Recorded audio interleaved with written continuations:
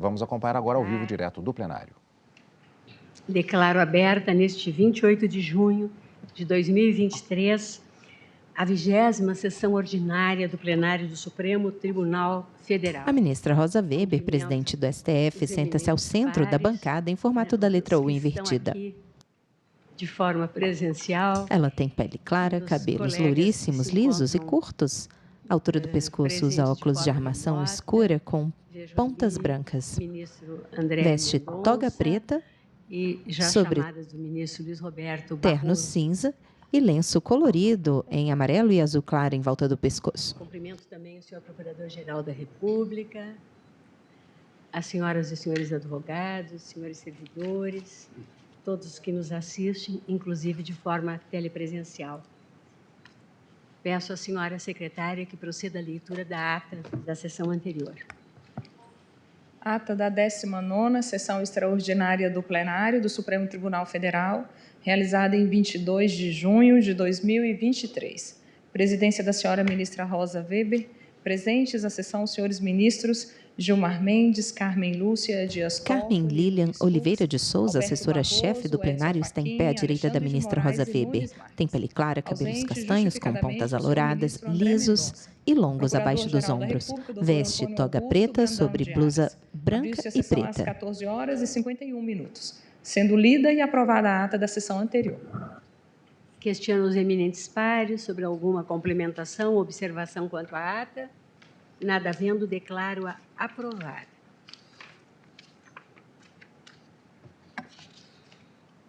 Apregou para continuidade de julgamento as ações diretas de inconstitucionalidade 6298, 6299, 6300, 6305, todas sob a relatoria do eminente ministro Luiz Fux.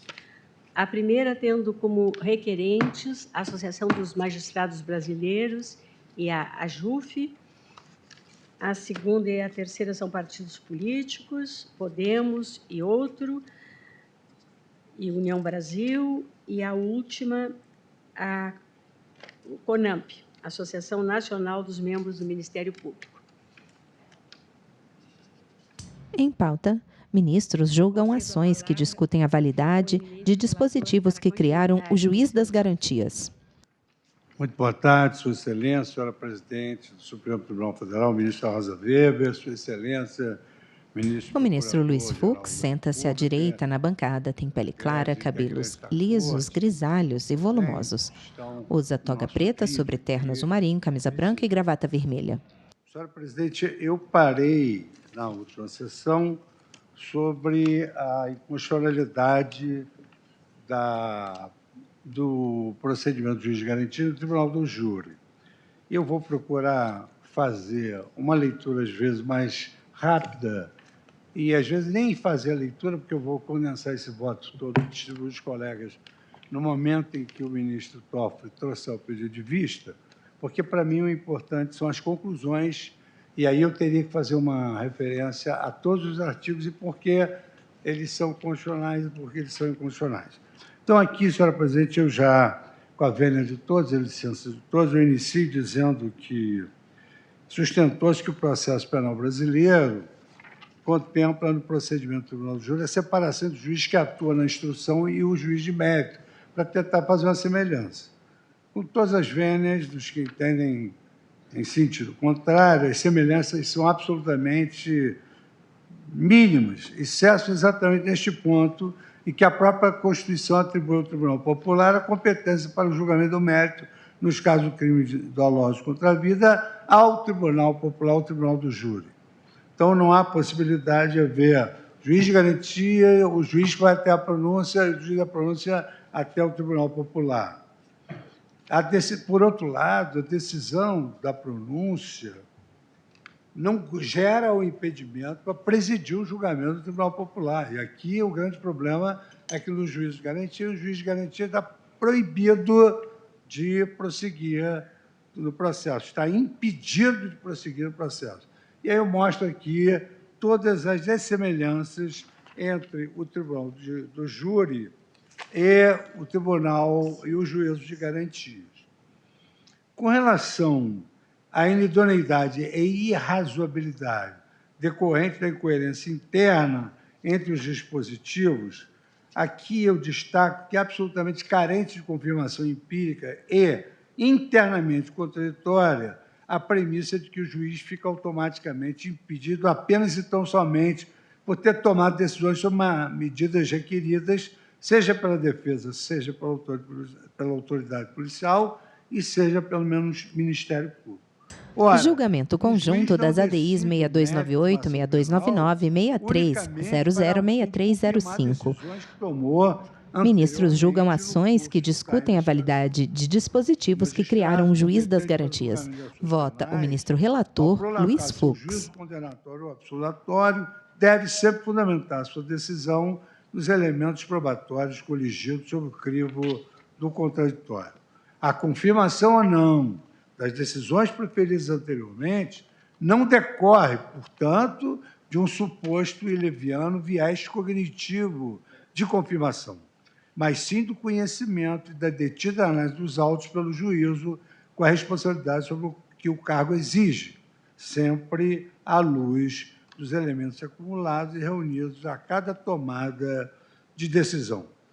São públicos e notórios os casos em que a autoridade judicial autoriza medidas cautelares processuais e, ao fim do processo, rejeita a denúncia ou absolve o acusado, ou ainda casos em que o juiz indefere pedidos de prisão preventiva ou de medidas cautelares e depois condena o acusado. Ainda sobre esta mesma perplexidade, qual será o destino, por exemplo, do juízo de reconsideração, se a lei presume iure et de iure a parcialidade dos órgãos julgadores para rever suas decisões futuras? E assim eu prossigo destacando as incongruências dessa presunção de que o juiz não pode prosseguir. Vou pular aqui e digo que, em conclusão a este item, eu verifico que todo este quadro está a indicar que a disciplina do artigo 3D, ao prever o impedimento do juiz das garantias para atuar no julgamento do mérito da ação penal, unicamente em razão de decisões fundamentadas por eles proferidas, não trata a exceção como regra e, portanto, revela-se absolutamente inidônea por importar no incremento da proteção da imparcialidade do julgamento final. Esta inidoneidade decorre, como apontamos, da tramitação assodada da lei, que esbarra aqui e ali com os artigos do Código de Processo Penal. À luz destas premissas, eu, no afã de responder aos inúmeros amici curiae, eu estou dando um voto contra uma multidão de amici curiae que vieram aqui falar da lei do juiz de garantias. E aqui houve a citação, inúmeras vezes, do direito comparado. Eu devo dizer a Vossa Excelência, vou demonstrar aí no meu voto que vou fazer juntada, que essas afirmações aqui feitas não correspondem à realidade. Todos os países que aqui foram citados, que contém no seu organismo um juiz de garantias, é porque esse juiz faz, às vezes até de delegado de polícia. Em determinados países aqui citados, esses juízes integram a carreira do Ministério Público e, inclusive, juízes que podem decretar de ofício quaisquer medidas. Então, eu vou pular todo esse capítulo referente ao direito comparado, apenas citando alguns exemplos. Em 1989, julgando o caso Rauschel versus Dinamarca, o Tribunal Europeu traçou um limite ao emprego do conceito de imparcialidade objetiva. Segundo assentou o Tribunal Europeu de Direitos Humanos, naquele julgado, o mero fato de o juiz ter atuado na fase da investigação não conduz ao seu impedimento, para funcionar posteriormente na fase de julgamento, não derivando, portanto, sua parcialidade automática. A Corte considerou não violada a imparcialidade objetiva no caso da Dinamarca, pela seguinte razão. Na Dinamarca, a investigação é conduzida pelo Ministério Público com auxílio da polícia e não por um juiz.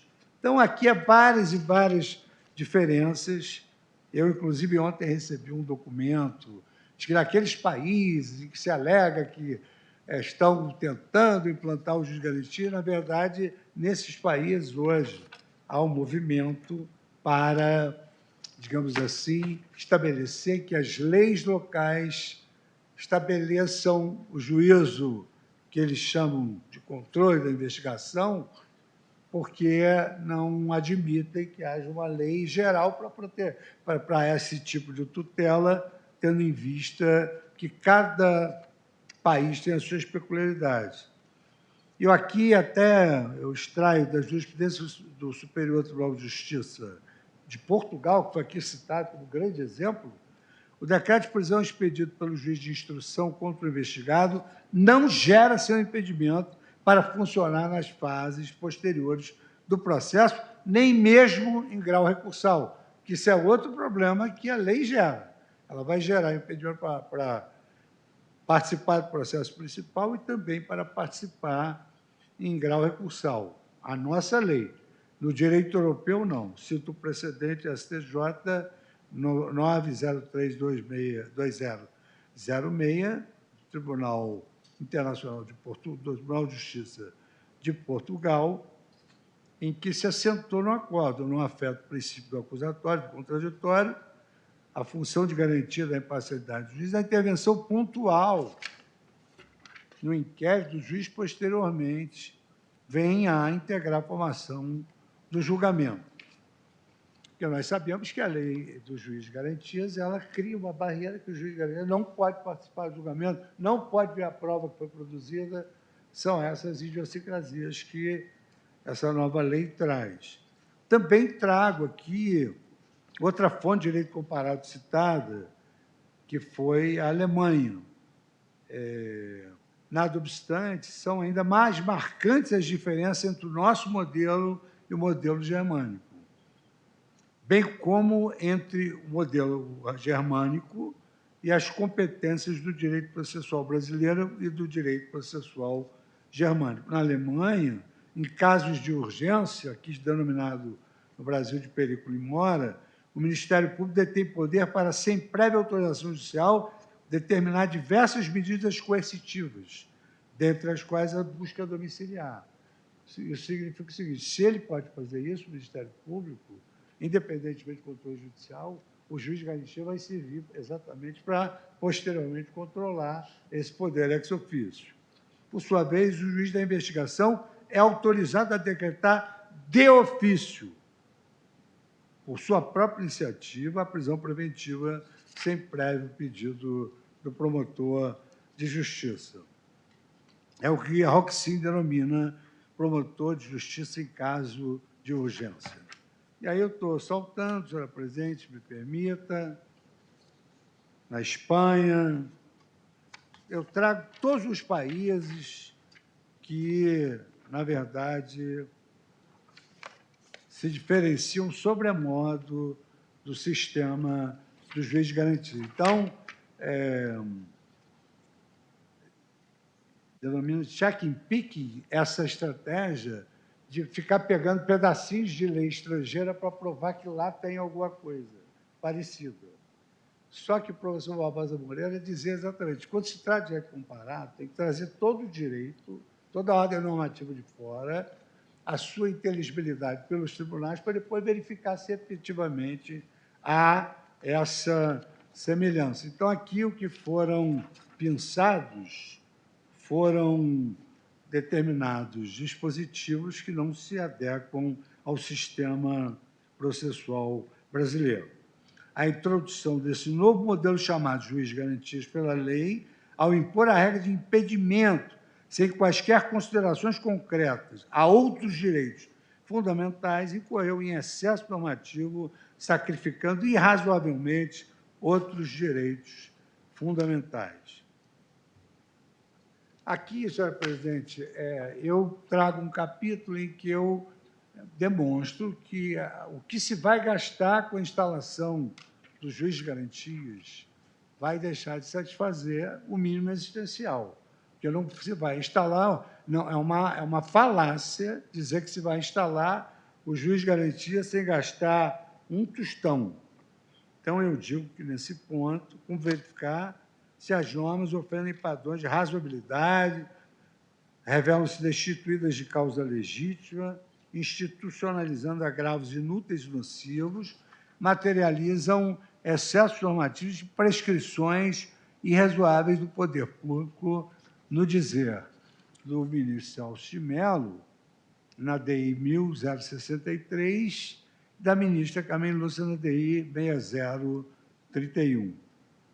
E eu verifico que há dispositivos em manifesto de descompasso com umas necessidades e demandas muito mais importantes e prementes da sociedade. E, com isso, desprotegem de outros direitos fundamentais que são de maior relevância e que constam de cláusulas pétreas constitucionais, mercê de eu ter demonstrado que nas garantias constitucionais não aparecia a figura do juiz de garantias. Trato, então, de recursos escassos e reserva do possível e trago minuciosamente a declaração de todos os presidentes de tribunais de justiça sobre a possibilidade de instalação do juiz de garantia em alguns estados. Por isso que eu insisto nessa necessidade de verificação das justiças locais. E aqui, senhora presidente, depois de consultar todos os tribunais que aqui trouxeram a sua contribuição, me perdoem os estados da impossibilidade de citar cada um deles, porque seria extremamente oneroso para todos.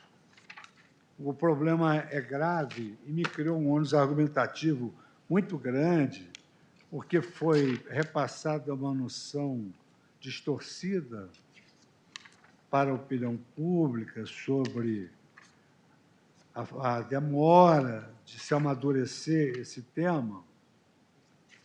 Norte, Nordeste, Sul, Sudeste, todos os tribunais.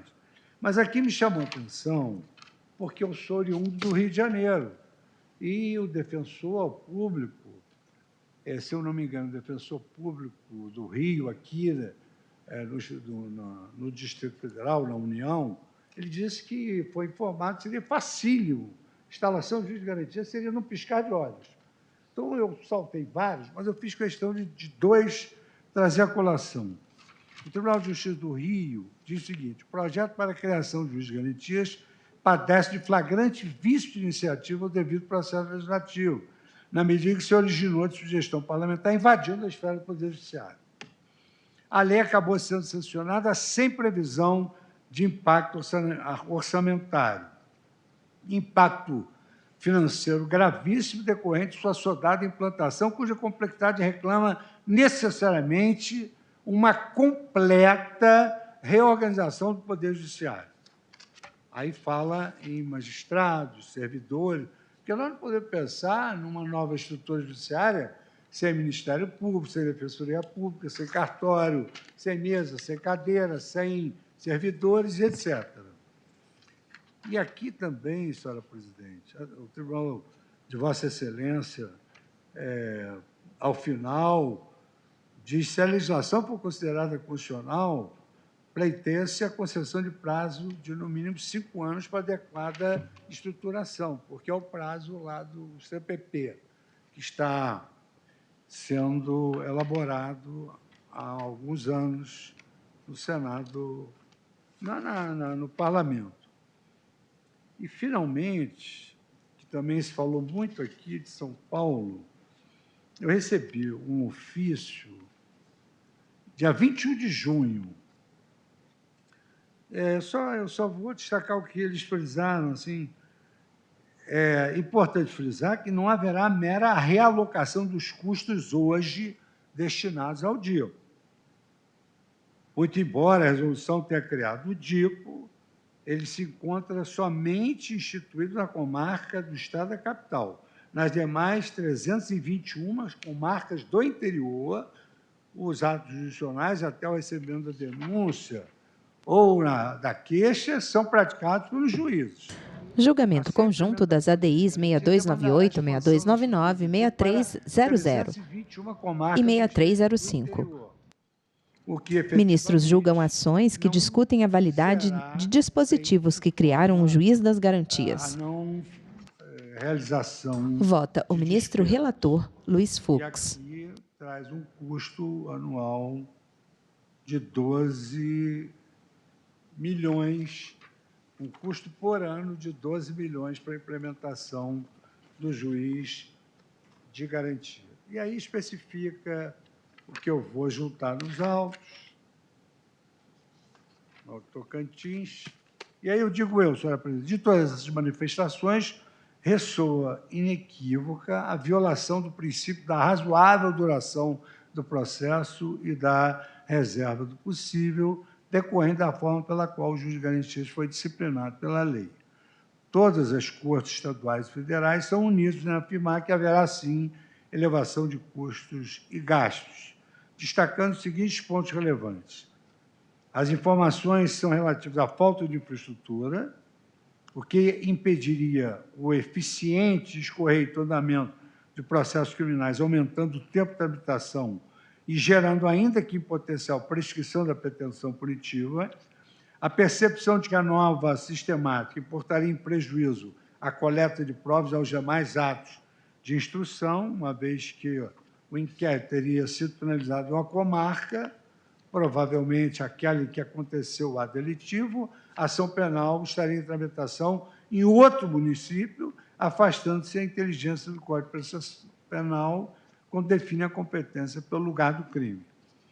3. A constatação de que a nova sistemática terá vultosos prejuízos à administração da Justiça quanto à inevitável majoração do tempo de tramitação, destacando as estimativas, que eu não vou ler, a necessidade de criação por lei, implantação, pelo menos em São Paulo, de 33 unidades judiciais com estrutura básica de um magistrado ou magistrada e 5 servidores ou servidoras, com custo anual estimado na folha de pessoal da ordem de 40 milhões de reais, sempre precedido de encaminhamento de projeto de lei à Assembleia Legislativa Estadual. Destaco que a reestruturação da infraestrutura de todas as unidades judiciárias criminais do Estado e redistribuição dos escassos recursos materiais humanos e financeiros comprometerão a continuidade de outras ações prioritárias do investimento em outras unidades judiciárias não criminais. Some-se a isso os dados constantes do relatório Justiça em Números, publicado pelo Conselho Nacional de Justiça, em 2022, de que há no Brasil atualmente mais de 7.500.000 processos criminais em andamento, excluídas as execuções penais. Destes, em torno de 2.200.000 são casos novos. Significa dizer que, a partir do momento que for aplicada a regra do impedimento dos juízes que atuaram na fase do inquérito, serão fatalmente paralisadas em torno de 5 milhões de ações penais, até que se organizem nos diversos estados para indicar novos juízes para processar e julgar referidas ações sob pena de nulidade. Aí prossigo ainda com esses dados, falo da proteção insuficiente de outros direitos fundamentais e a razoável duração dos processos e suas repercussões. A lei do juiz de garantias, ela traz a realização de muitas audiências no juízo de garantias. Por outro lado, os atos do juiz de garantias são tão recorríveis quanto os atos do juiz da causa. Dos atos do juiz de garantia, cabem todos os recursos e todos os habeas corpus que cabem também com relação ao juiz da causa. E isso, efetivamente, vai implicar numa delongada atividade processual que, por certo, levará à impunidade. A própria Convenção Europeia de Direitos Humanos, ela não traz a figura do juiz de garantias, muito embora ela estabeleça a necessidade de todo cidadão ser julgado por um juiz imparcial. Então, se o juiz de garantia fica impedido de participar do processo principal, e aí nós vamos criar 2 juízes, porque o outro juiz, se olhar a prova, vai ficar imparcial, a Convenção Europeia de Direitos Humanos não traz esse impedimento, muito embora o artigo da Convenção Europeia de Direitos Humanos tenha a preocupação de que todos os cidadãos têm o direito de ser julgado por um juiz imparcial. Então, por que ela não trouxe essa imparcialidade no bojo de um texto tão importante assinado pelo Brasil? Senhora presidente, eu peço todas as vênias para saltar esses demais dados. Eu vou compilar o voto todo, vou passar, quando Sua Excelência, o ministro Toffoli, for trazer e for pedir vista, eu vou distribuir o voto para todos os colegas, vou distribuir com antecedência. Ministros julgam ações que discutem a validade de dispositivos que criaram o juiz das garantias. Especificamente a cada artigo que a lei traz, que eu considero constitucional ou inconstitucional.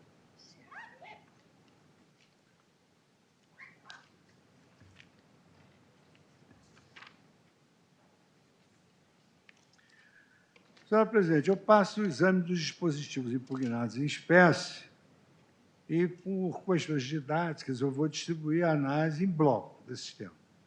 Então, A, sistema acusatório, artigo 3A, a vedação à substituição da atuação probatória da acusação. O primeiro dispositivo dos dispositivos impugnados diz respeito à consagração legal do princípio acusatório nos seguintes termos. O processo penal terá estrutura acusatória, isso é a lei. O processo penal terá estrutura acusatória vedada a iniciativa do juiz na fase de investigação e a substituição da atuação probatória do órgão da acusação. Indubitável que a estrutura do nosso processo penal, desde a Constituição de 88, revela a natureza acusatória. No julgamento da ADI 4414, restou sublinhado que o princípio fundante do sistema ora analisado, a toda evidência, é o princípio acusatório, norma decorrente do Process of Law, artigos que eu menciono aqui da Constituição Federal. E volto a citar o professor Luigi Ferraioli, que o processo acusatório penal deve ser marcado pela clara divisão entre as funções de acusar, defender e julgar, considerando-se o réu como sujeito e não como objeto da persecução. Nesse sentido, a vedação à iniciativa do juiz na fase de investigação e a substituição da atuação probatória do órgão de acusação conta com inúmeros precedentes do Supremo Tribunal Federal e, portanto, vigora em nosso ordenamento jurídico desde 1988. E aí eu cito essa ADI 4414, eu cito a ADI 1570, do ministro Maurício Corrêa, onde restou assentado no item 2 da ementa, busca e apreensão de documentos relacionados ao pedido de quebra de sigilo realizadas pessoalmente pelo magistrado. Comprometimento do princípio da imparcialidade e consequente violação do devido processo legal. Funções de investigador e inquisidor. Atribuições conferidas ao Ministério Público e às polícias federal e civil. A realização de inquérito é função que a Constituição reserva à polícia. Trago ainda também habeas corpus 11.515, da relatoria do saudoso ministro Teori Zavascki, onde se assentou requisição de indiciamento pelo magistrado. A rigor, requisição desta natureza é incompatível com o sistema acusatório. HC 11.5015. A rigor, a requisição dessa natureza é incompatível com o sistema acusatório, que impõe a separação orgânica das funções concernentes à persecução penal, de modo a impedir que o juiz adote qualquer postura inerente à função investigatória. Então, esse habeas corpus do saudoso ministro Teori Zavascki. Aqui, um outro habeas corpus, situação de prisão em flagrante, conversão de prisão em flagrante, prisão preventiva de ofício pelo magistrado, violação do sistema acusatório. E aí consta aqui, a lei número 13.964/19, ao suprimir a expressão de ofício, constante da redação anterior dos artigos 282, parágrafo 2 e 4 e 311, ambos do Código de Processo Penal, veda de forma expressa a imposição de medidas cautelares restritivas de liberdade pelo magistrado, sem que haja anterior a representação da autoridade policial o requerimento das partes. O artigo 310 do Código de Processo Penal deve ser interpretado à luz do sistema acusatório e disso decorre a ilicitude da conversão de ofício de prisão em flagrante em prisão preventiva pela autoridade judicial.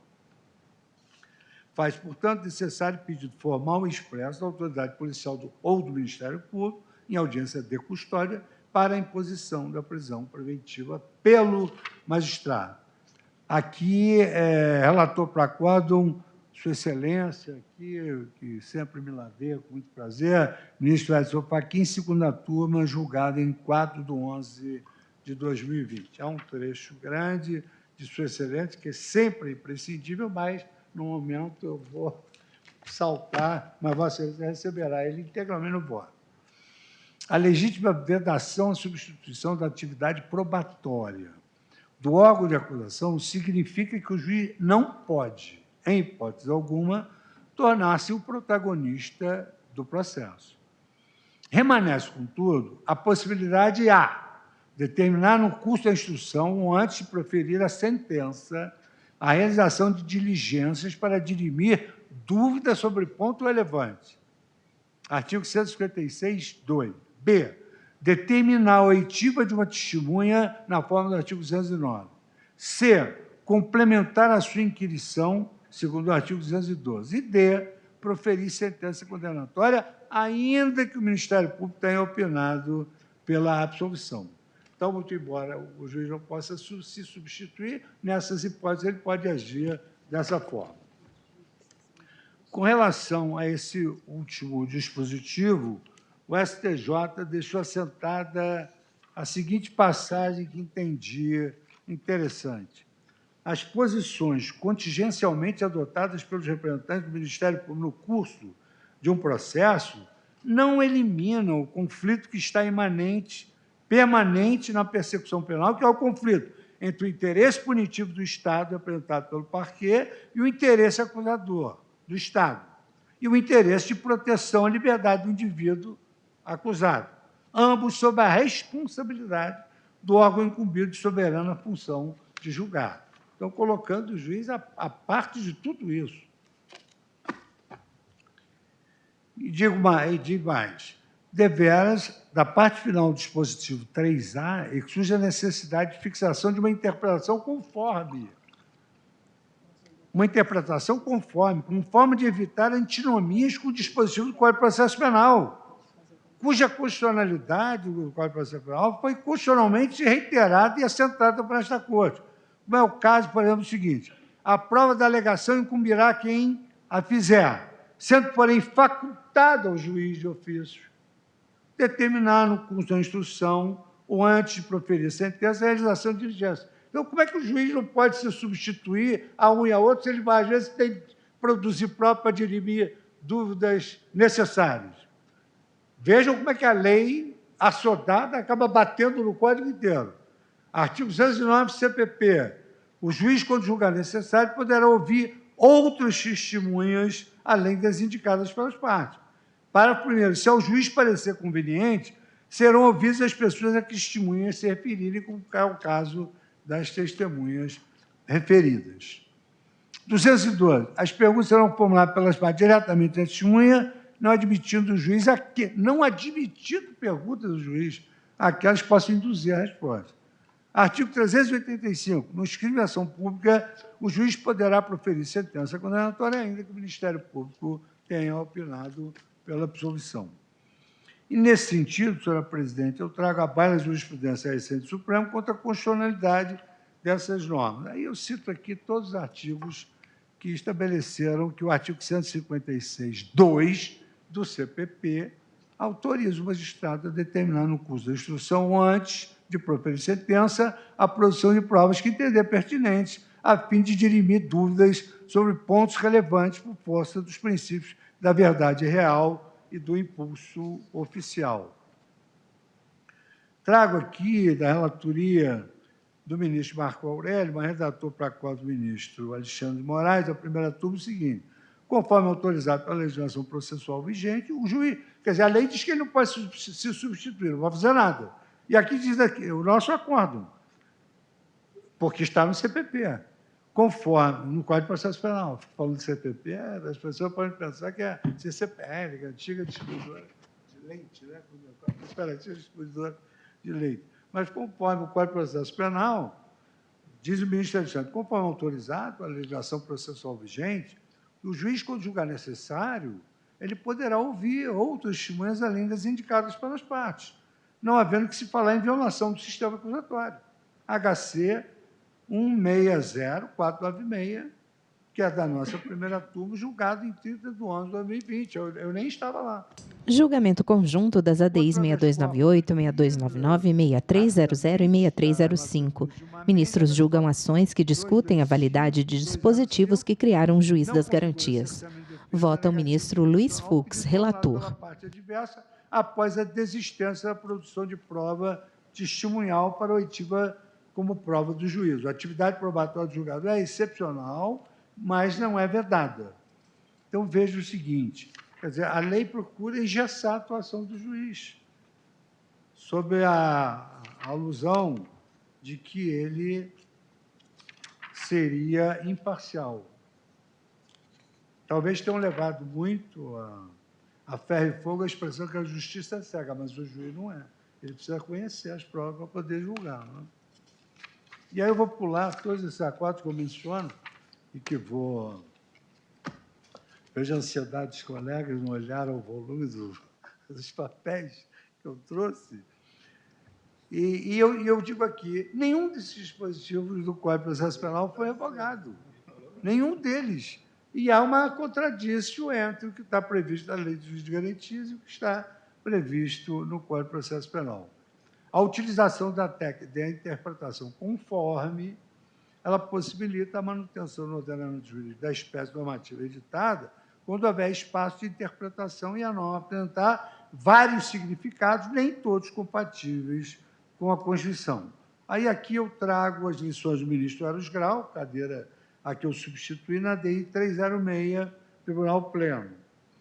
E digo, em caso, a interpretação do artigo 3A mais compatível com a integralidade do texto constitucional, mantém a previsão normativa de que o processo penal tem estrutura acusatória, vedada a iniciativa do juiz na fase de investigação, mas exige que a parte final do novel dispositivo seja lida de modo a vedar a substituição da atuação de qualquer das partes. Ou seja, o juiz de garantia, ele não pode substituir não só o Ministério Público, também a nenhuma das partes. Isso não está dito na lei. Só está dito que não pode substituir o Ministério Público. Mas, eventualmente, o juiz poderia ajudar a parte do processo penal para, quem sabe, enfim, levar a uma situação que a gente não sabe aonde vai parar isso. Além disso, deve-se compreender que o dispositivo não veda a possibilidade do magistrado, no curso do processo, agir pontualmente nos limites legalmente autorizados. Nesses termos, o novo artigo 3A do Código de Processo Penal, na redação dada pela Lei 13.964, deve ser interpretado de modo a vedar a substituição da atuação de qualquer das partes pelo juiz, sem impedir que o magistrado, pontualmente, nos limites legalmente autorizados, determine a realização de diligências voltadas a dirimir dúvidas. Além disso, assenta-se que o artigo 3A não se revela incompatível com outros dispositivos antigos em vigor, os quais, sem confundir a função de acusar e de julgar, autorizam o juiz a decidir fundamentadamente sobre os fatos e as provas coligidas nos autos, inclusive contrariamente à manifestação do Ministério Público na esteira de armançosa jurisprudência. Então, aqui, senhor presidente, eu vou começar, dentro do possível, saltar o que não for necessário, que facilita os colegas a revelar o que está disposto e como que deve ser, fazendo uma tabela sobre isso. Procurei aqui muita objetividade para poder nós concluir. Então, o artigo 3A diz assim: o processo penal terá estrutura acusatória vedada a iniciativa do juiz na fase de investigação e a substituição da atuação probatória do órgão de acusação. Aí, proposta de interpretação conforme. O processo penal terá estrutura acusatória vedada a iniciativa do juiz na fase de investigação e a substituição da atuação probatória das partes, tanto do MP quanto do juiz, cabendo ao magistrado pontualmente, nos limites legalmente autorizados, determinar a realização de diligências suplementares para o fim de dirimir dúvidas sobre questão relevante para o julgamento. Tudo isso eu vou distribuir. Juiz das garantias, artigo 3b, caput, criação de juiz de garantias, readequação à sua função de norma quadro. Artigo 3º. O juiz das garantias é responsável pelo controle da legalidade da investigação criminal e pela salvaguarda dos direitos individuais, cuja franquia tenha sido reservada à autoridade prévia do Poder Judiciário, competindo-lhe. Aí diz receber a comunicação imediata, receber o auto de prisão, e aí eu vou presumir que os colegas conhecem a lei, mas vou só destacar os itens que deverão ser modificados, no meu modo de ver, com a devida vênia das opiniões em contrário. Inciso 6, prorrogar a prisão provisória e outra medida cautelar, bem como substituí-las ou revogá-las, assegurado, no primeiro caso, o exercício do contraditório em audiência pública e oral. Então, essa prorrogação da prisão provisória, outra medida cautelar, terá de passar por uma audiência pública e oral na forma do disposto neste Código ou em legislação especial. Inciso esse. 6º, inciso 7º, decidir sobre o requerimento de produção antecipada de provas consideradas urgentes e não repetíveis, assegurados o contraditório pela defesa em nova audiência pública e oral. E aí aqui também traz uma série de outras competências do juiz de garantias para determinar o trancamento de inquérito policial, requisitar documentos, laudos. Aí, no inciso 14º, decidir sobre o recebimento da denúncia, ou a queixa, nos termos do artigo 399 do Código. Esses foram os grifos que eu destaquei. Então, eu digo, inicialmente, relativamente às funções do artigo 3b, caput, incisos de 1 a 18º, todas elas já correspondem, na atualidade, exatamente às competências do juiz na fase de inquérito. Então, isso não é novidade nenhuma, não tem. Portanto, no que diz respeito às funções exercidas pelo juiz na fase do inquérito, não traz inovações. E aí eu não vou repetir essas competências. Não reside, portanto, na previsão das funções do juiz das garantias, ou seja, do juiz do inquérito, a novidade neste dispositivo. O leitor atento perceberá as sutis modificações impostas pela lei nas entrelinhas dos artigos 3b e 3c. São as alterações aparentemente anódinas da sistemática atual e não o rol de competências judiciais do inquérito que violam realmente a Constituição formal e materialmente. Em primeiro lugar, eu anoto que o artigo 3b cria, sem dizê-lo expressamente, mais um grau de jurisdição. O primeiro atuará na fase do inquérito e o segundo na fase da ação penal. Isto porque, a partir da conclusão do inquérito, a lei torna compulsória em todo o território nacional, que é uma lei que impôs a todo o território nacional a mudança de magistrado competente. Então, é uma lei que criou duas instâncias, a instância anterior, que sempre foi considerada uma instância administrativa, e depois a instância judicial, que é onde funciona o magistrado competente.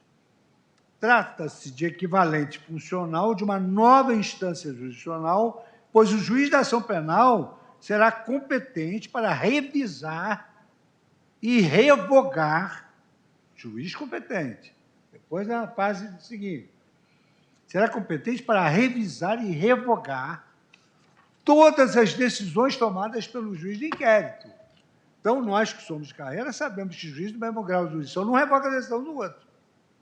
O tribunal revoga, a presidência tem essa competência que tem que ter. Então, o juiz do processo pode revogar e revisar as decisões tomadas pelo juiz do inquérito.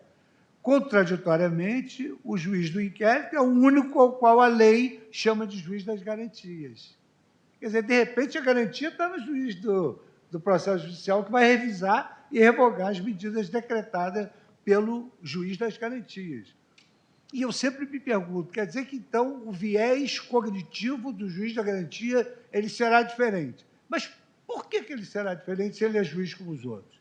Ah, porque ele vai ser designado. Ah, bom, aí essa discussão ainda não entrei nela. A determinação de separação entre o juiz do inquérito e o juiz da ação penal mal disfarça essa criação dessa nova instância, embora não detenha competência recursal. O juiz da ação penal detém competência revisora de todos os atos decisórios praticados na fase anterior. Ocorre que a criação de uma nova instância jurisdicional, assim como a criação de novos juízos, não se insere na competência normativa do Poder Legislativo da União, como salientei anteriormente. Ao tornar obrigatório para todos os Estados a criação de varas ou juízos competentes exclusivamente para a fase do inquérito, com a devida vênia, o Poder Legislativo da União definitivamente invadiu a competência legislativa concorrente dos Estados-membros nesta matéria e invadiu no tocante ao autogoverno da magistratura dos judiciários locais, a sua autonomia organizativa. Por esta razão, para adequar o caput do artigo 3b às exigências formais do artigo 96, inciso 1º, letra D, inciso 2º, letras B e D, todos da Constituição, necessário será conferir-lhe interpretação conforme, para que adquira a qualidade de uma norma quadro, limitando-se à estrita esfera da competência concorrente da União nestas matérias. Para esse fim, a compatibilização desses dispositivos com a Constituição Federal exige que seja interpretado como autorização para que os órgãos judiciários competentes enviem os projetos de lei de suas respectivas contas no sentido das respectivas competências, no sentido da separação entre juízos competentes para o inquérito e juízos competentes para a ação penal. Então, a redação atual é: o juiz de garantias é o responsável pelo controle da legalidade da investigação criminal e pela salvaguarda dos direitos individuais cuja franquia tenha sido reservada, a autorização prévia do Poder Judiciário competindo especialmente. Aí eu digo, esse caput tem que ser substituído por isso aqui. O juiz das garantias poderá ser criado pela União, no Distrito Federal e nos territórios e pelos estados. Poderá, para aqueles que dentro da reserva do possível. E poderá, pelos estados, para o controle da legalidade da investigação criminal e para a salvaguarda dos direitos individuais, cuja franquia tenha sido reservada à autorização prévia do Poder Judiciário. E, com isso, eu quero dizer que, eventualmente, o juiz de garantia vai ser o juiz do processo mesmo. Porque a gente não tem certeza que, se o juiz das garantias no inquérito vá adotar medidas mais gravosas do que o juiz da ação principal. Agora passo ao artigo 3b, incisos 6º, 7º e 14º, e artigo 3c, caput. Juntei num bloco só. O artigo 3b, em seus 18 incisos, ele, dentre as competências do juiz na fase de inquérito, eu esclareci que essas competências são rigorosamente as mesmas que os juízes brasileiros, em geral, já exercem no controle da legalidade. Nada obstante, esses incisos que eu vou me referir, embora à primeira vista pareçam detalhar algumas das atribuições do juiz na fase de inquérito, eles exigem uma atenção detida pela Corte Constitucional. Deveras, em sede de controle abstrato de constitucionalidade, as decisões do Supremo Tribunal Federal produzem efeito vinculante e eficácia erga omnes. Trata-se, ademais, de ações duplas, no sentido de que, julgada improcedente a ação direta, o texto será declarado constitucional. E aí vamos ver como é que nós vamos conciliar esse texto com o Código de Processo Penal. Consequentariamente, os dispositivos deverão ser aplicados por todos os órgãos judiciais do país, porque, só para relembrar, a Lei do Juiz de Garantias ela alterou não só o Código Penal, o Código de Processo Penal, Lei de Execuções Penais e várias leis penais. Então, esses dispositivos, se forem considerados constitucionais, eles serão aplicados em todos os órgãos judiciais do país, cuja competência para o respectivo controle difuso de constitucionalidade, no momento de sua aplicação, no caso concreto, estará absolutamente anulada. Nenhum juiz poderá, depois dessa decisão nossa, se declarar constitucional e dizer: eu não vou aplicar esse artigo porque, incidente, portanto, ele é inconstitucional. Essa faculdade que o ordenamento jurídico prevê.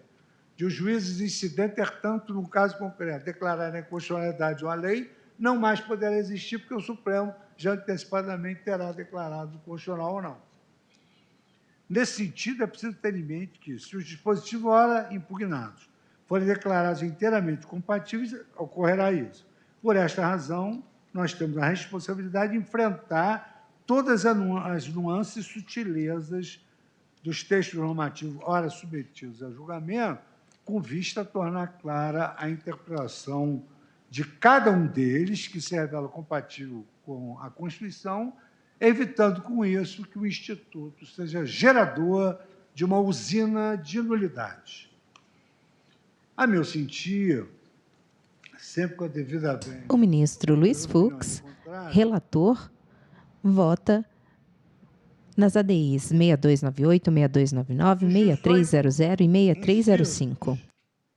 Que integram as Ministros julgam ações que discutem a validade de dispositivos que criaram o juiz das garantias.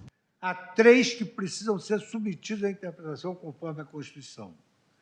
Me refiro ao inciso 6º, ao inciso 7º e ao inciso 14º.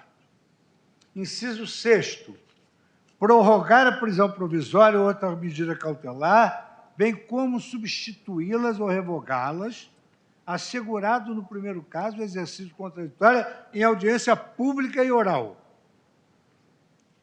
7º, decidir sobre requerimento de produção antecipada de provas consideradas urgentes e não repetíveis, assegurado contraditório em outra audiência pública e oral. Então, vejam quantas audiências só nessa fase anterior inquisitorial.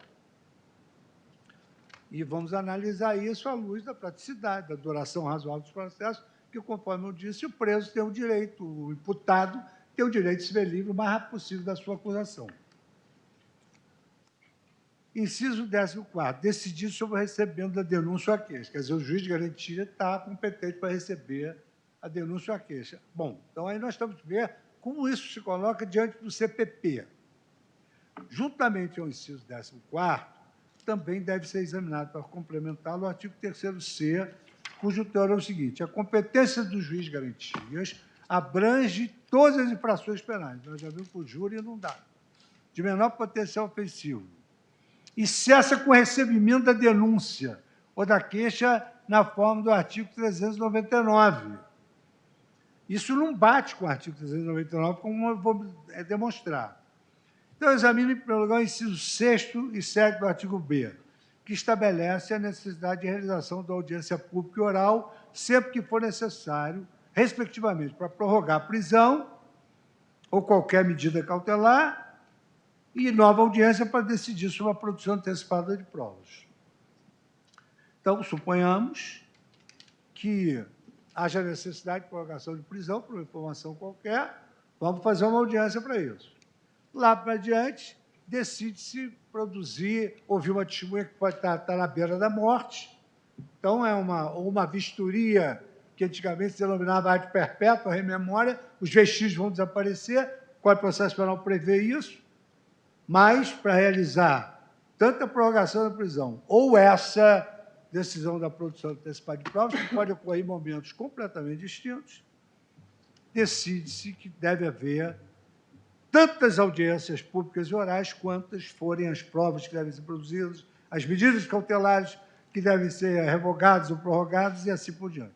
Há toda evidência a previsão de audiência pública e oral para prorrogação de medidas cautelares e para a produção de provas no inquérito simplesmente inviabiliza por completo a efetividade da investigação. Nós levamos em conta o número de inquéritos, nós levamos em conta todas essas medidas, nós vamos chegar à conclusão que os processos penais eles não chegarão a tempo de evitar a impunidade e a prescrição. Bem sabemos que diversas medidas cautelares e provas antecipadas exigem sigilo absoluto, sob pena de nulidade. É o caso das medidas de interceptação telefônica, telemática, prova antecipada, quebra de sigilo bancário e fiscal, busca e apreensão. O professor Alberto Reis dizia que o sigilo é o segredo do sucesso de uma medida de urgência, porque se avisar, frustra. Assegurar audiência pública e oral, como será esse sigilo? Porque essas medidas demandam audiência pública e oral. Então, vai ser necessário realizar uma medida, que o segredo é o sucesso da medida. Mas a lei obriga a realizar uma audiência pública e oral para a prorrogação das medidas cautelares, produção antecipada de provas, o que revela-se, no meu modo de ver, com a devida vênia, absolutamente desproporcional, porque não confere qualquer valor à utilidade do processo e à viabilidade da prestação jurisdicional. Se tivesse perdido a minha capa, mas ela está por aqui. Assegurar a audiência pública e oral para a prorrogação de medidas cautelares ou para a produção antecipada de provas revela-se absolutamente inadequada à luz do princípio da proporcionalidade. Por tais razões, eu proponho que o referido dispositivo seja submetido à interpretação conforme a Constituição, de modo a torná-los compatíveis com outros direitos e princípios protegidos pelo Constituinte. Então, o 3b, que exige a audiência pública oral, que eu acabei de ler, eu proporia a interpretação conforme da seguinte maneira. Compete aos juízes garantias prorrogar a prisão provisória ou outra medida cautelar, bem como substituir o advogado assegurado no primeiro caso, o exercício contraditório em audiência pública oral na forma do disposto no Código ou em legislação especial pertinente, podendo o juiz deixar de realizar esse ato, quando houver risco para o processo, ou diferir a audiência em caso de necessidade. Então, não acaba, mas posterga. Ou então ele mesmo entende que gera um grave risco para a investigação. 3b, que é o requerimento de produção antecipada de provas, a mesma interpretação. Decidir sobre o requerimento de produção antecipada de provas, podendo o juiz, continuando o artigo, podendo o juiz deixar de realizar a audiência quando houver risco para o processo ou diferi-la em caso de necessidade. Agora, senhora presidente, eu passo para o artigo 3b, inciso 19º, e artigo 3c, cap infine, que é o momento da cessação da competência do juiz de garantia. O disposto no artigo 3b, inciso 14º, e no artigo 3c... Ministros julgam ações que discutem a validade de dispositivos que criaram o juiz das garantias. Vota o ministro relator Luiz Fux. na verdade, apontar um erro legístico aqui, nós já apontamos vários. Por exemplo, nós, quando julgamos o caso do Instituto Chico Mendes, nós verificamos que a lei era inconstitucional, mas não declaramos a nulidade, estava na época de um evento internacional, mas nós verificamos que a lei não tinha seguido o devido processo legislativo. Então, o erro legístico é isso, sem nenhuma ofensa, absolutamente nada, porque ela foi assodada, e aí dizia minha falecida avó que a pressa é inimiga da perfeição. Então, o disposto no artigo 3b, inciso 14, no artigo 3c, caput, os textos revelam o manifesto erro legístico, mediante referência ao artigo 399, como se nele se tratasse da fase de recebimento da denúncia. Ele dissesse a competência do juiz de garantias com recebimento da denúncia. Destaquei ao longo do meu voto que o artigo 399 do Código de Processo Penal disciplina não o recebimento da denúncia, mas sim o início da instrução do processo, depois de já ter sido recebida a denúncia ou a queixa. Olha o que diz o artigo 399. Recebida a denúncia ou a queixa, o juiz designará dia e hora para a audiência. Parágrafo 1º. O acusado preso será requisitado para comparecer ao interrogatório, que é essa audiência do artigo 399. Recebida a denúncia ou a queixa, o juiz designará dia e hora para a audiência, ordenando a intimação do acusado e seu defensor, do Ministério Público, se for o caso do querelante e do assistente. O juiz, parágrafo 2º, tem que resolver esse problema, o juiz que presidiu a instrução deverá proferir a sentença. Está em vigor esse dispositivo. O juiz que presidiu a instrução deverá proferir a sentença. Inegavelmente, o inciso 14º do artigo 3b e o artigo 3c caput dão margem à dúvida interpretativa que não é desprezível e que, se assim permanecer, poderá macular o devido processo legal e o princípio do juiz natural para julgar, além de gerar severas nulidades nos feitos criminais Brasil afora. Agora, senhor presidente, eu faço uma pausa.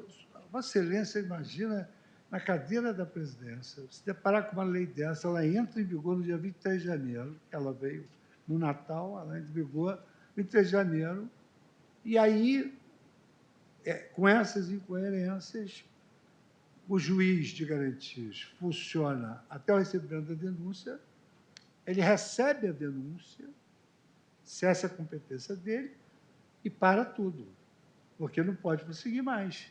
Porque o juiz, lá da instrução, ele não pode, segundo a lei, mais praticar nenhum ato processual. Imagine como é que nós vamos arrumar isso. Isto porque, segundo se extrai destes dispositivos, a competência do juiz das garantias cessa com o recebimento da denúncia nos termos do artigo 399 do Código Penal, do Código de Processo Penal. Eu trago aqui algumas opções interpretativas, mas eu vou trazer a minha. Uma segunda opção que se apresenta, que desde logo afirmo não considerar ideal, seria declarar inconstitucionalidade com redução do texto dos dois dispositivos do julgamento apenas para fim de eliminar a referência ao artigo 399. Então, o inciso ficaria decidir sobre o requerimento da denúncia ou da queixa. Não se faria nenhuma remissão. E a competência do juiz das garantias abrange todas as infrações penais, exceto a de menor potencial ofensivo, e cessa com o recebimento da denúncia ou da queixa, por ele ou pelo juiz da causa. Nada obstante, a simples exclusão da referência ao artigo 399 do processo penal não é suficiente para aclarar as referidas normas, especialmente o momento em que cessará a competência do juiz de garantias. No meu modo de ver, a interpretação para exata dos dois dispositivos em questão é esclarecer desde logo a fase em que se encerrará a competência do juiz do inquérito, desse denominado juiz de garantias. Esta é a solução que parece a mais adequada para evitar futuras nulidades. Isto porque, Desde a Lei 11.719 de 2008, nosso Código de Processo Penal passou a prever uma nova fase entre o recebimento da denúncia e o início da instrução do processo, que é o denominado juízo de absolvição sumária. Porque agora não é só receber a denúncia e prosseguir na instrução ou não receber a denúncia. Agora tem o juízo de absolvição sumária. Está resolvido na lei? Não, não está resolvido na lei. Com isso, o juiz deve, primeiramente, decidir se a denúncia deve ser rejeitada ou recebida nos termos dos artigos 395, não 399, 395 e 396 do Código de Processo Penal. No caso da denúncia ser recebida, o juiz deverá, depois da resposta do réu, a denúncia proferir nova decisão, a respeito da possibilidade ou não de absolvição sumária. Em razão desta divisão do procedimento em duas etapas, uma anterior ao recebimento da denúncia e outra, de ter início a instrução da ação penal, formaram-se duas correntes doutrinárias. A primeira, defendendo a fixação da competência do juiz das garantias até o recebimento da denúncia previsto no artigo 396. E a segunda, afirmando que a competência deve abranger tanto o juízo da absolvição sumária, disciplinado no artigo 397, por ser esta última fase antes do início da instrução penal. Então, isso aqui não está resolvido pela lei. Note que a solução desse conflito de normas pelo Supremo Tribunal Federal é da maior relevância. Quer dizer, se um parar aqui, o outro, antes da denúncia, pode promover a absolvição sumária. Se for rejeitada a denúncia, vale tur quaestio. Em pauta, julgamento conjunto das ADIs 6298, 6299, 6300 e 6305. Ministros julgam ações que discutem a validade de dispositivos que criaram o juiz das garantias. Processuais por vício de competência, que são nulidades gravíssimas, como nós vimos aqui, o que o vício da incompetência acabou por levar, depois de ter sido analisado em 3, 4 graus de jurisdição. Infelizmente, a lei, por ter disciplinado esta importante matéria de modo, no meu modo de ver, assodado, descuidado, violou todos os mandamentos de clareza e precisão. A indefinição gera ambiente propício para a produção de nulidades, absolutamente prejudiciais ao direito fundamental à prestação da justiça em prazo razoável. Então, por esta razão, eu proponho, senhora presidente, que esta Corte confira interpretação conforme a Constituição, a parte final do inciso 14º do artigo 3b e a parte final do artigo 3c caput, de modo a sanar suas vicissitudes e erros grosseiros, compatibilizando-os com as demais normas do Código de Processo Penal, mediante interpretação conforme os seguintes termos. Então, o inciso 14º diz assim: cabe ao juiz de garantia decidir sobre o recebimento da denúncia ou da queixa nos termos do artigo 399. Então, a primeira providência é mudar esse artigo 399 pelo artigo 396, que é o que cuida do recebimento da denúncia. Artigo 3c. A competência do juiz das garantias abrange todas as infrações, exceto as de menor potencial ofensivo, e cessa com o recebimento da denúncia ou da queixa na forma do artigo 399. Então, aqui no artigo 3c também tem de corrigir esse denominado erro legístico. Agora, artigo 3b. Parágrafo 1º e parágrafo 2º, prazos improrrogáveis e audiência de custódia. Esses artigos estão a merecer atenção especial da Corte. As normas que estabelecem relaxamento automático de prisões cautelares, independentemente das situações concretas que justifiquem a manutenção da medida, como são o risco para a ordem pública, a ordem econômica, a instrução processual e a aplicação penal, não pode ter um efeito assim tão automático. As medidas cautelares processuais, por sua natureza, têm a finalidade de preservar o resultado útil do processo. Por esta razão, a lei não pode impedir que o juiz, no exame do caso concreto, autorize a prorrogação das medidas cautelares, no exame do caso concreto, justificando fundamentadamente a sua necessidade. A determinação de liberação automática do preso unicamente em razão da inobservância dos prazos, que podem se revelar absolutamente exíguos, não é compatível com a proteção de outros princípios e direitos fundamentais titularizados pelos cidadãos destinatários das normas no Estado democrático de direito. O professor Alexia, quando trata dos direitos fundamentais, ele cuida dos direitos fundamentais da sociedade também. Quer dizer, o juiz de garantias tem que garantir a sociedade também. Então, eis o teor do dispositivo. 3B. 3B, parágrafo 1º, compete ao juiz de garantias. O preso em flagrante, ou por força de mandado de prisão provisória, será encaminhado à presença do juiz de garantia no prazo de 24 horas, momento em que se realizará a audiência com a presença do Ministério Público, da Defensoria ou do advogado constituído, vedado o emprego da videoconferência. Parágrafo 2º. Se o investigado estiver preso, o juiz de garantias poderá, mediante representação da autoridade policial e ouvido do Ministério Público, prorrogar uma única vez a duração do inquérito por até 15 dias, após o que, se ainda assim a investigação não for concluída, a prisão será imediatamente relaxada. Então, eu passo a análise desses dispositivos.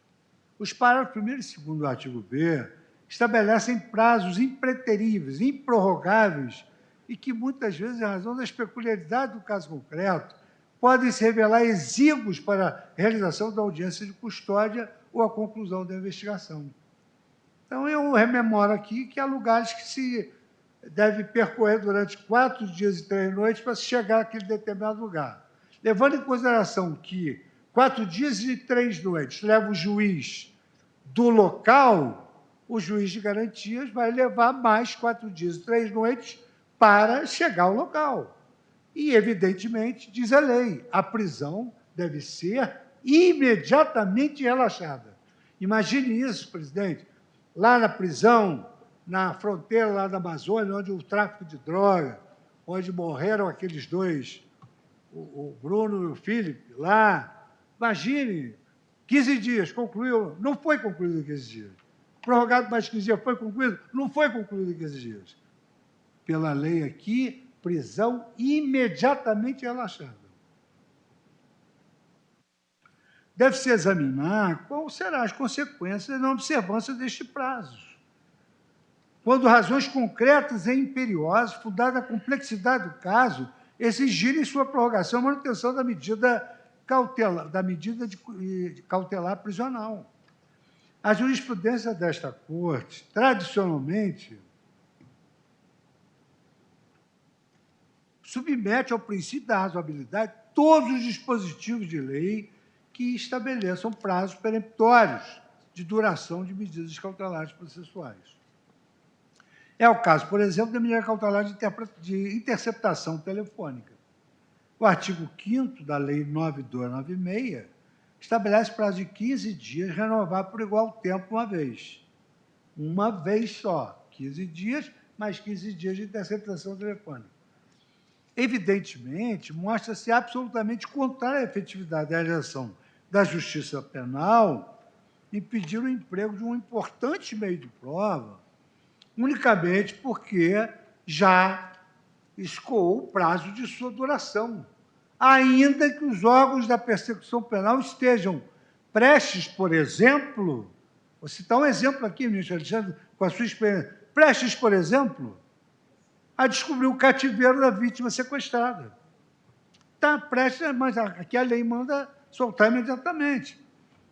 Ou a data da realização da entrega de uma carga elevada de drogas. Pode demorar. Aqueles casos que nós julgamos pela turma de 1 tonelada de cocaína.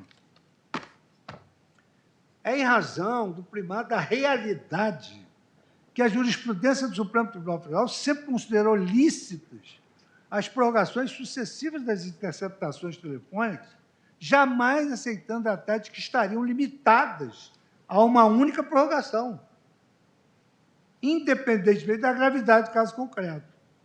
Recentemente, esta Corte fixou uma tese de repercussão geral no tema 661, são lícitas as sucessivas renovações de interceptação telefônica, desde que verificados os requisitos do artigo 2º da Lei 9296 e demonstrada a necessidade da medida diante de elementos concretos e a complexidade da investigação, a decisão judicial inicial e as prorrogações sejam devidamente motivadas, com justificativa legítima, ainda que sucinta, a embasar a continuidade das investigações. O que são ilegais são as motivações padronizadas ou reproduções de modelos genéricos sem relação. São ilegais e as motivações padronizadas ou reproduções de modelos genéricos sem relação com o caso concreto. À luz dos fundamentos deste voto, da jurisprudência remansosa desta Corte, verifica-se que os dispositivos ora em julgamento ressoam manifestamente irrazoáveis.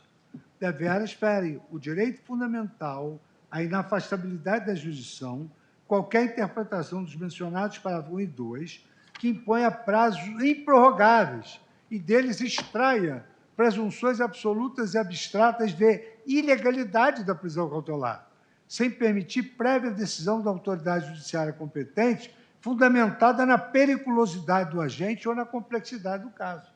Pode ser que a periculosidade do agente ou a complexidade do caso não admita esse relaxamento da prisão imediato. O artigo 3b, parágrafo 1º, prevê prazo impreterível de 24 horas para a realização da audiência de custódia sob pena de relaxamento da prisão em flagrante. O dispositivo em questão, ele desconsiderou, em primeiro lugar, as diversas circunstâncias de real impossibilidade fática do deslocamento do preso neste prazo. Então, veja, ignorou isso. Eu trouxe aqui dados recebidos na quarta-feira passada de que mais de 800 presos não foram apresentados por falta de estrutura. Inclusive, o ministro Alexandre, com a sua experiência de secretário de Segurança, esclareceu o porquê dessas dificuldades. Se 800 presos são apresentados num Estado da Federação, imagina o Brasil inteiro. Por outro lado, ainda dentro do campo da real impossibilidade fática, nós temos locais de difícil acesso.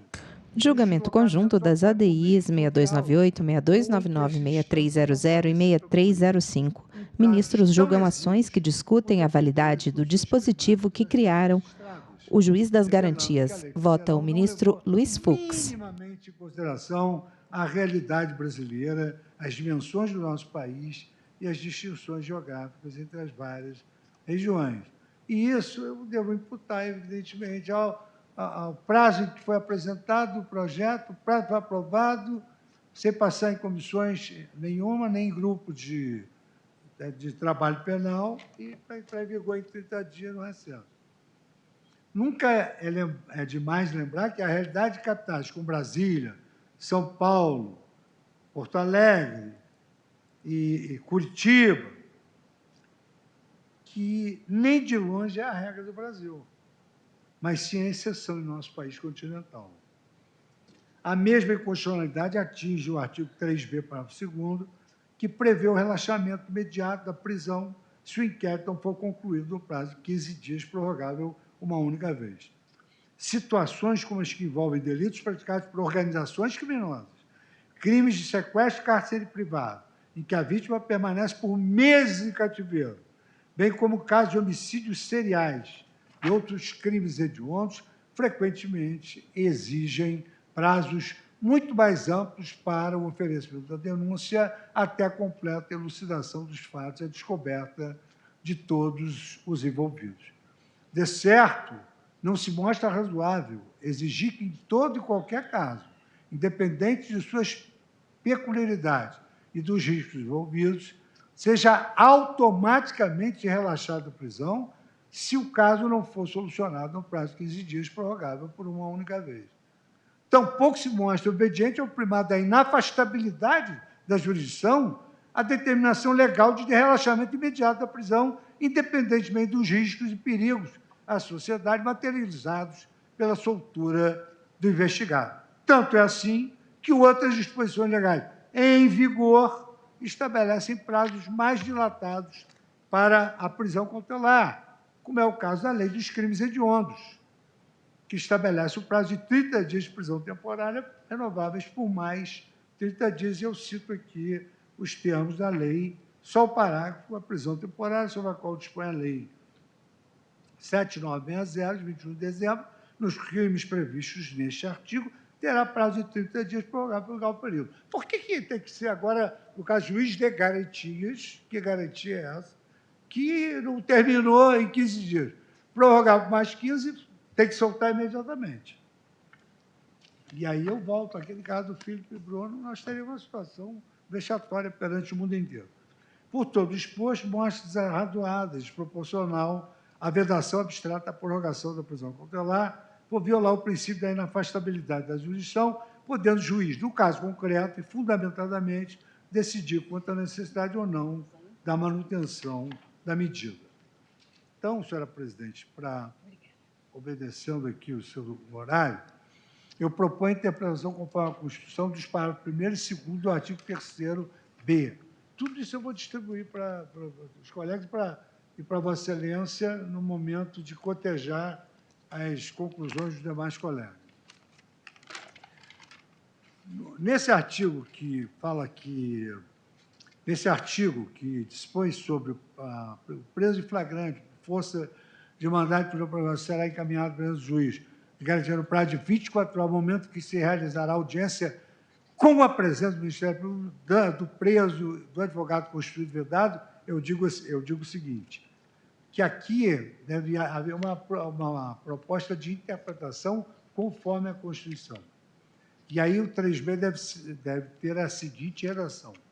O preso em flagrante, fosse mandado de prisão provisória, será encaminhado à presença do juiz de garantias no prazo de 24 horas, salvo impossibilidade fática, momento que se realizará com a presença do Ministério Público, da Defensoria Pública, do advogado constituído.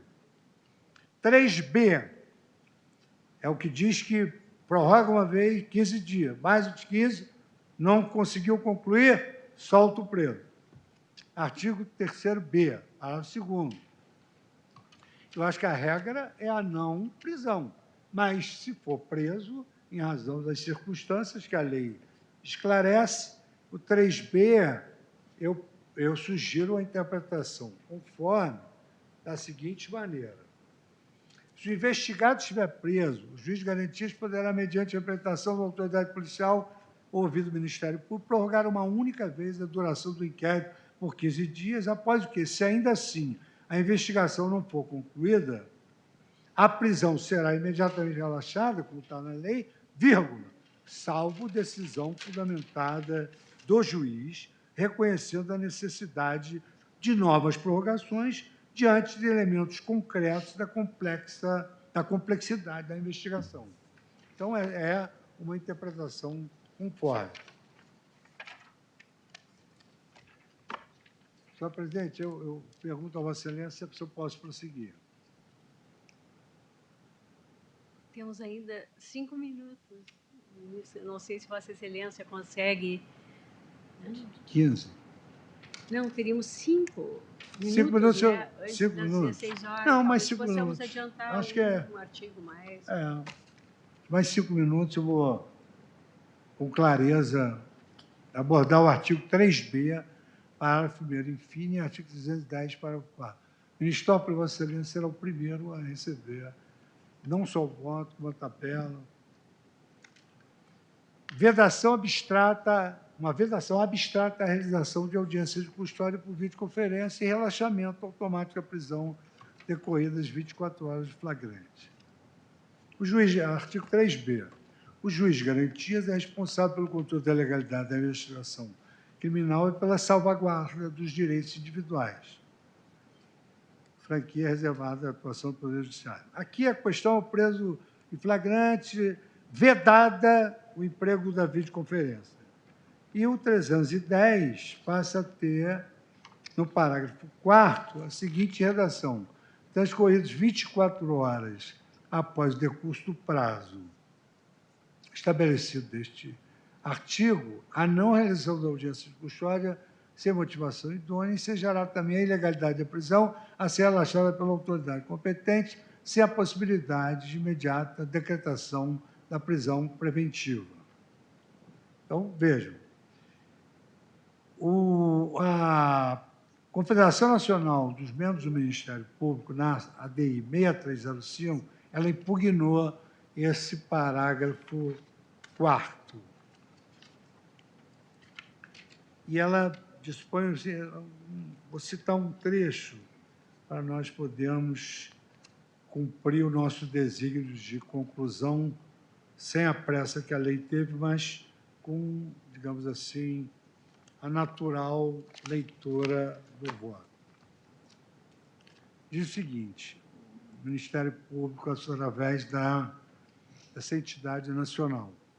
O parágrafo 4º do artigo 310 do Código Penal, assim negritado, é fruto de alteração legislativa feita pela lei e que padece de inconstitucionalidade ao prever hipótese de soltura automática,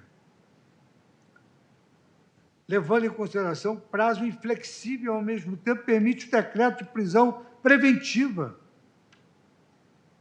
sem a realização da própria audiência de custódia. Quer dizer, olha, veja o seguinte: se não for feita a audiência de custódia, relaxa, ou então o juiz decreta a prisão preventiva. Quer dizer, os requisitos da prisão preventiva, hoje, eles são excepcionais, até porque nós tivemos aí uma alteração legislativa que sempre que o juiz puder trocar a prisão preventiva por medidas cautelares, ele deve fazê-lo. Então, eu trago aqui, que constará do voto, para todos terem conhecimento, essas impugnações. E tem uma impugnação aqui que eu entendo pertinente. A dimensão territorial do Brasil e de seus estados federados muitas vezes impede o cumprimento exato do prazo de 24 horas para a apresentação do preso detido à realização da audiência de custódia. Esse prazo é exíguo para apresentar a audiência de custódia. É comum nos estados, no âmbito da Justiça Federal, quando a realização do plantão judiciário, a divisão do território em regiões administrativas que pode abarcar mais de uma comarca.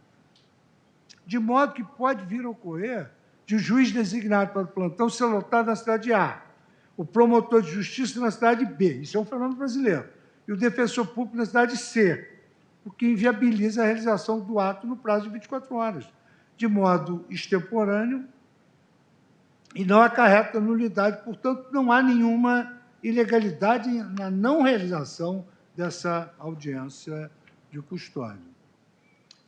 Cumpre analisar o artigo 310, parágrafo 4º, em conjunto com o disposto no parágrafo 1º, que vedou de forma peremptória a realização de audiências de custódia por videoconferência. Aqui eu vou me estender um pouquinho mais, senhora presidente, e peço, então, a vênia para verificar que estamos no horário das audiências, Vossa Excelência deve tê-las também.